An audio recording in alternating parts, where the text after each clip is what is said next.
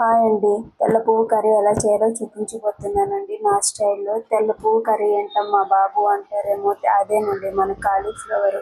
ఈ కాలీఫ్లవర్ అంటేనే వాసనకి అల్లంత దూరం పారిపోతారు కదండి మన వాళ్ళు. అలా పారిపోకుండా ఉండాలంటే ఒక్కసారి నా స్టైల్లో ట్రై చేయండి. మళ్ళీ వండు అనే విధంగా కూడా ఉంటుందండి. అంత టేస్టీగా ఉంటుంది. నేను కూడా తినేదాన్ని కాదండి కాలీఫ్లవర్. ఈ మధ్యనే తింటున్నాను. చాలా బాగుంది. ముందుగా గిన్నె పెట్టుకొని ఆయిల్ పోసుకొని ఆవాలు, జీలకర్ర, ఉల్లిపాయలు, పచ్చిమిర్చి, కరివేపాకు వేసుకొని బాగా వేయించుకోవాలండి. వేయించుకున్న తర్వాత ఇక్కడ నేను టమాటా వేస్తున్నానండి. టమాటా వేసి బాగా మగ్గిన తర్వాత ఫ్రెష్గా దంచి పెట్టుకున్న అల్లం వెల్లుల్లి పేస్ట్ వేసుకోవాలండి. ఇది బాగా మగ్గిన తర్వాత చూసారా, ఆయిల్ ఇట్లా పైకి వచ్చే విధంగా మగ్గించుకోవాలండి.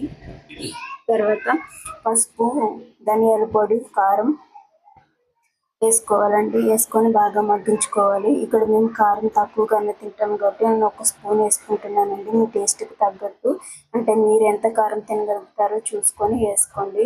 టేస్ట్ అయితే చాలా బాగుంటుందండి. ఇక్కడ అల్లం వెల్లుల్లి గడ్డ వేసాం కాబట్టి అడుగు పడుతుంది. బాగా గీకుకుంటూ వేయించుకోవాలండి. నేను ఇక్కడ ఒక పెద్ద క్యాప్సికమ్ కట్ చేసుకున్నానండి.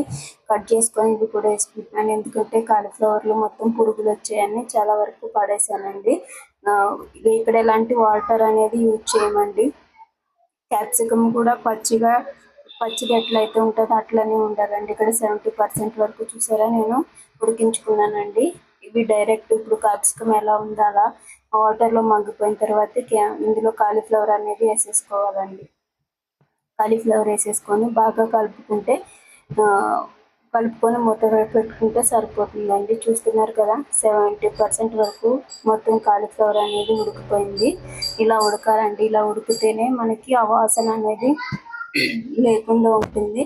ఈ కూర తినని వాళ్ళు కూడా తినడానికి ఇష్టపడతారండి. ఇలా వాటర్ వేసి అలా తీసేస్తే స్మెల్ అనేది అలానే ఉండిపోతుందండి. అందుకే చాలా మంది ఇష్టపడరండి. కానీ ఇది హెల్త్కి ఎంతో మంచిది కాబట్టి అన్ని కూరగాయలు తినాలండి. తినకుండా ఉంటే మనకి ప్రాబ్లం అవుతుంది. ఇక్కడ నేను కొంచెం కొత్తిమీర వేసుకుంటున్నాను. వేసుకొని మూత పెట్టుకొని మగ్గించుకోవాలండి. ఇక్కడ నేను ఎలాంటి వాటర్ పోయట్లేదు.